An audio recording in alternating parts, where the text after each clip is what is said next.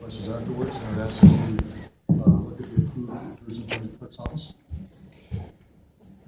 Good evening, ladies and gentlemen. My name is Chad Novak, and I am here representing the Saskatchewan Taxpayers Advocacy Group, which is a grassroots organization proudly standing up for the rights of individual taxpayers.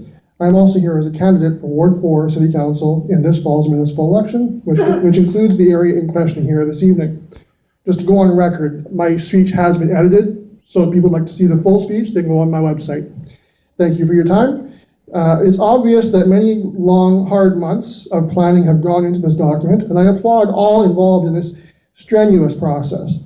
Considering all of the time that went into the planning of it, it would stand to reason that a document of this caliber would then be returned to the residents of Regina for a say on whether it meets their expectations from the 2 open houses, and to see if there are still any concerns that need to be addressed.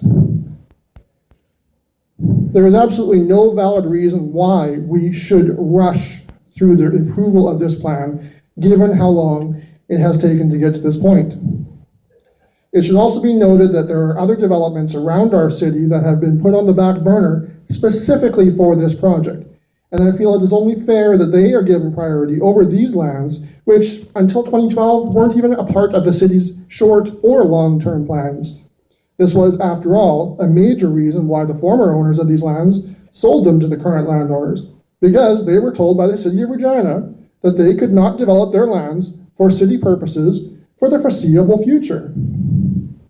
Now, it doesn't take a rocket scientist to figure out that if the former landowners were granted this development opportunity, they would most certainly not have sold the lands and would have worked with the city to create a similar development plan as you see before you here this evening.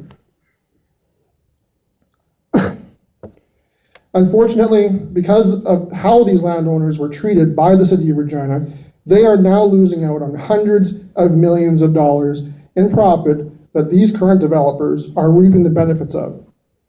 There was actually a comment made at the Regina Planning Commission meeting about how it was amazing to see so many landowners coming together and to develop a neighborhood plan as one, with few disagreements or dissension between them. Well, when you have the ability to make hundreds of millions of dollars off the backs of taxpayers with little to no recourse, I don't think it's so difficult to understand why this has developed the way it has.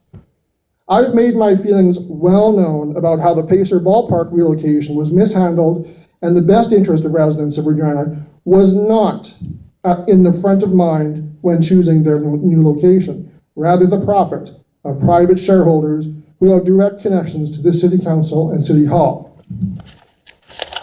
So Novak, can you please state your text? I apologize, sir. I did not print off the edited one that you guys sent me, so I'm just doing my best to kind of keep on it. At the end of the day, nothing I say this evening could reasonably convince you this plan may be a bad idea. After all, they've had several months, a multitude of partners, and millions of dollars to develop the plan before you. And I'm only one person on my own time with 5 minutes. The taxpayers deserve a detailed and respectful public consultation process with all stakeholders impacted by this plan. The one key stakeholder that's been missing all along, even if you want to consider what limited open houses there allegedly were, has been the general public.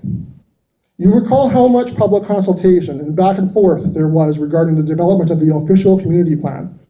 This plan deserves just as much attention and public scrutiny as the OCP did if we want it done right.